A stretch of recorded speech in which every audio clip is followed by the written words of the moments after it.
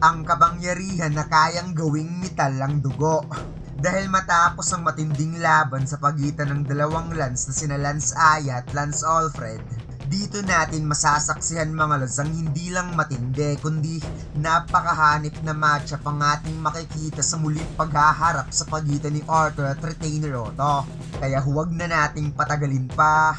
Let's go! And please like and subscribe sa ating YouTube channel mga lods at mag-follow sa ating Facebook page. Salamat! Matapos ang naging laban ni na Alfred at Aya sa huling chapter, nagsimula ang chapter na ito kung saan ipinakitang magkasama na itong sina Otto at Arthur papunta sa lugar na paglalabanan nila at makikitang napastretching pa itong si Otto sa kanyang braso. Wika ni Sylvie na nag-aalala siya para kay Arthur. Tugon ni Arthur na alam niya, nararamdaman niya na sobrang layo ng lakas ng retainer na ito kumpara sa huling retainer na nakalaban nila. Biglang nagsalita itong si Otto na napatanong kung alam ba ni Arthur kung ano ang pinakamatinding nag-uudyok sa isang kaaway at napagtanto daw niya na ito ay ang paghahangad ng isang kaaway na makapaghigante na may pinakamalakas na pagnanais. Tugon ni Arthur na, yun ba ang akala mo? Lalabanan kita para makapaghigante? Habang mga bata na nasa gilid ay nakaramdam ng takot sa dalawa. At napasagot nga dito si Otto na wikang, hindi nga. Para kang ang nagwawala nung nalaman mong ako ang pumatay sa elf na yon. Paliwanag ni Arthur na nakilala lang niya ang elf na yon nung ito ay malapit ng mamatay. Kaya ang paghihiganti hindi talaga nagbibigay ng motivation sa kanya. At itong si Otto daw ay itinuturing lang niyang isang nilalang na kailangang i-dispose. Napakamot si Otto sa kanyang baba na napasabing nakakadismaya naman at ipinakita mga matatalas na bagay na biglang lumitaw mula sa ground at napuno kaagad ng mga staff ang mga sibilyang tumatambay lang sa gilid ng bahay na makikitang hindi mabilang mga matatalas na kapangyarihan ni Otto na lumabas at tumagos sa buong katawan ng mga tao. Gulat na gulat si Arthur sa kanyang mga nakita na what the hell at wika ni Otto. Hindi niya inasahan na hindi magiging desperado itong si Arthur sa paghihigante para sa mga kasamahan. Di sana dapat pala ang pinatay niya ay galing mismo sa pamilya ni Arthur. Biglang tumusok sa binti ng matandang kapangyarihan ni Otto, ngunit kinontrol ni Arthur ang binti nito upang hindi matamaan. At makikitang naka-activate na ngayon ng Realm Heart ng ating bida na napasabing itigil mo to. Pumalakpak si Otto na napasabing ito daw ang gusto niya, ang magalit si Arthur. At napansin na lamang ng ating bida na may pinatay na naman si Otto ng mga sibilyan na nasa likod niya.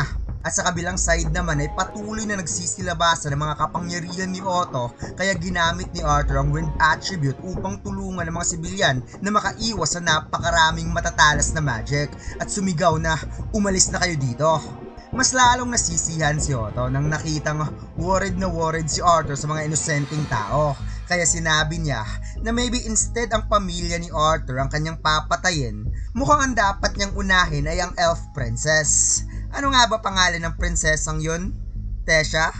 Kaya biglang umatake ang ating bida gamit ang ice magic na kaagad naman niyang nasangga, ngunit ang hindi niya alam ang sipa ni Sylvie ay nasa likod niya na makikitang napabend talaga ang katawan niya sa lakas ng sipa ni Sylvie. At sinabi niya pang, baka kaya mo rin ako ma-entertain after all. Parang binala ng kanyon si Otto mga lods na lumipad papalayo sa village at sumabog ng sobrang lakas sa mga kabundukan habang si Arthur ay napa-nice job Sylvie at nagmamadaling pinuntahan kagad si Otto. Napangiti lang si Otto matapos lumipad at pinasabog sa mga kabundukan. Wika niya, ang mana beast daw ni Arthur ay parang isang dragon, ngunit ang mana nito ay naiiba. Parang mababang uri lang. Ano yan, Weaver? Dumating si Arthur sa kinaroroonan ni Otto at lumabas ang napaka-massive at napakaraming matatalas na magic sa ground at sinabi niya pa ditong kahit sino pang hihinga ni Arthur ng tulong, hindi na magmamatter yun. Bumaba si Arthur para harapin si Otto at kagad pinutol ang mga nagtatalas ng magic at napasabing gumaan daw ang pakiramdam niya na kahit ang isang retainer ay hindi natutukoy si Sylvie. Sagot ni Sylvie na sana nga magpatuloy lang ng ganito.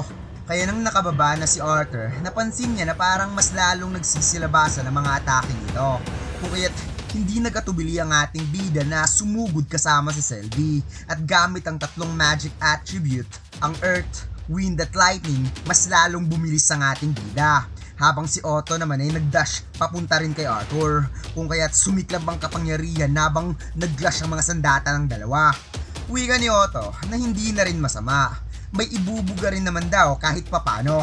Ngunit napahudyat si Selvi kay Arthur na dumapa ka, kung saan ang buntot ni Selvi ay talagang sumapul lang naman sa katawan ni Otto, kaya tumalsik si Otto ng napakalakas at muli na namang bumangga sa malaking bato. Habang nagkaroon ng malakas na usok dahil sa pagsabog, maiging tinitigan ng dalawang kinaroroonan ni Otto at na-realize ni Selvi na buhay pa rin daw ang retainer na to. Tugon ni Arthur na nakuha niya, kaya huwag muna silang gumamit ng healing magic. Biglang lumipad si Otto mula sa napakakapal na usok at kinuha niya na dito ang kanyang clock para wala nang sagabal at kaagad nag-unleash ng atake gamit ang kanyang sandata na mabilis namang nasalag ng ating bida. Napansin ni Arthur na biglang lumabas ang magic ni Otto mula sa kanyang anino, kaya nagmadali ang ating bida na ginamit ang isa niyang kamay para i-activate kagad ang Dark Witch Purple Lightning para i-shatter ang lahat ng atake papunta sa kanya gamit ang magic. At gamit ang Purple Lightning at Dawn's Ballad, sunod-sunod na inatake ni Arthur si Otto, na talaga namang mumingiti lang itong si Otto sa mga atake habang iniiwasan. Muling nagpang-abot at nagkabanggaan ng kanilang sandata. At sinabi pa ni Otto dito na wala ka na bang ibang maibubuga? Inaasahan ko pa namang may ihihigit ka pa, bata. Habang nakikipagsabayan ang ating bida kay Otto, binalaan ni Selvi si Arthur na hindi ito maganda. Mas lalong lumalakas at bumibilis ang atake ni Otto habang tumatagal ang laban. Kaya nang nakakita ng pagkakataon ng ating bida ay kaagad niyang ginamit ang Purple Lightning para ipunin ang kapangyarihan sa kanyang kamao. Ngunit tumama lang ito sa ground sa bilis umiwas ni Otto. At hindi basta-basta ang ataking ito mga lods dahil nag-crack ang paligid ng tumama ang kamao ng ating bida sa ground habang nagsisilabasan ng mga Purple Lightning. Nagulat ang ating bida nang na-realize at naramdaman gamit ang ether na nanggaling pala sa shadow ang mga atake ni Otto, since mas dumami ang shadow matapos siyang i-shatter ang ground gamit ang Purple Lightning. Kaya ipinaliwanag niya kay Selvi na mga black spike na ito ay lumilitaw sa area na may anino o madilim. At ito ang dahilan kung bakit mas powerful ang kapangyarihan ng retainer na ito kapag nasa madilim sila na area. Biglang sumulpot si Arthur sa likod ni Otto upang umatake gamit ang kanyang Dawn's Ballad. Ngunit pasimple lang itong iniwasan at hinawakan pa ni Otto ang hoodie niya pagkatapos parang batang inihagis doon sa mga nakatambay na bato. Kaagad nilapitan ni Selvi si Arthur at makikita ang ating bida mga lods na napaupo na lamang sa mga nabasag na bato. Wika ni Selvi, maghanda ka na.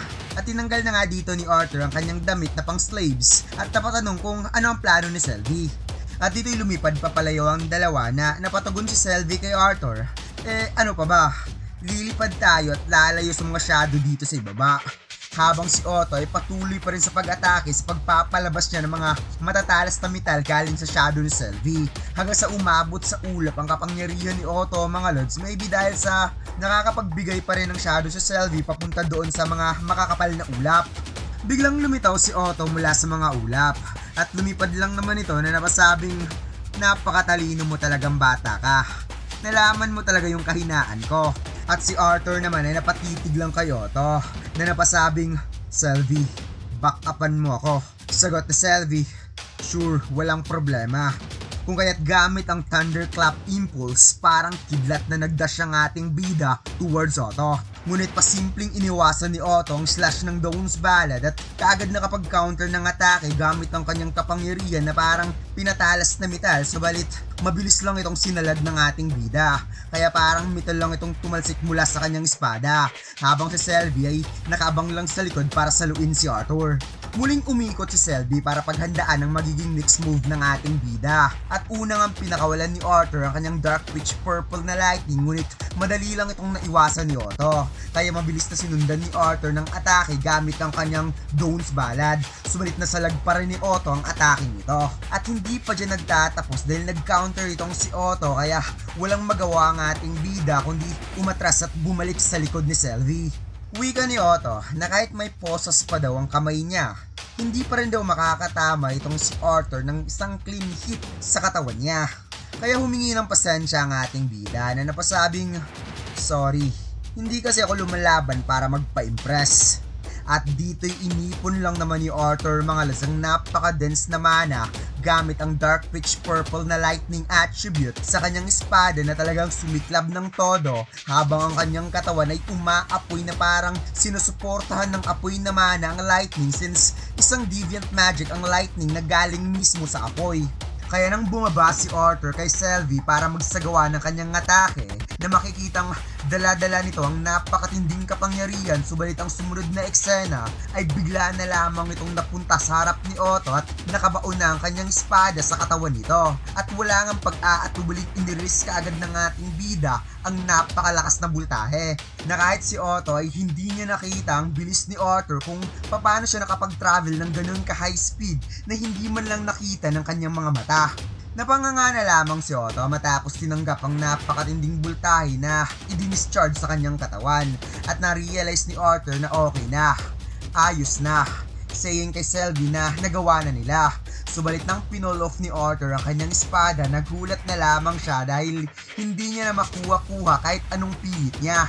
At gulat na lamang ang ating bida nang biglang nagsalita si Otto na napasabing, kung nagawa mong matuklasan ang kahinaan ko sa napakaikling panahon kahit parang naglalaro lang tayo dito, sa tingin mo ba, hindi ko alam ang bagay na yon?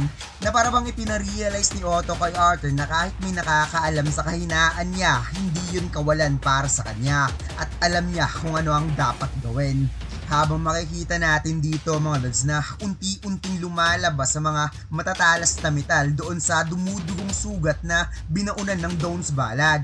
At ang kapangyarihan pala ni Otto mga lods ay Blood Iron Magic na may kakayahang lumitaw sa mga anino, shadows, darkness, anything na nasa madilim. Kaya niyang palabasin ang kapangyarihang ito. At dito lang nagtatapos ang chapter na ito mga lods. Huwag mo sana kalimutan mag-like, comment at mag-subscribe sa ating YouTube channel at mag-follow sa ating Facebook page. Salamat!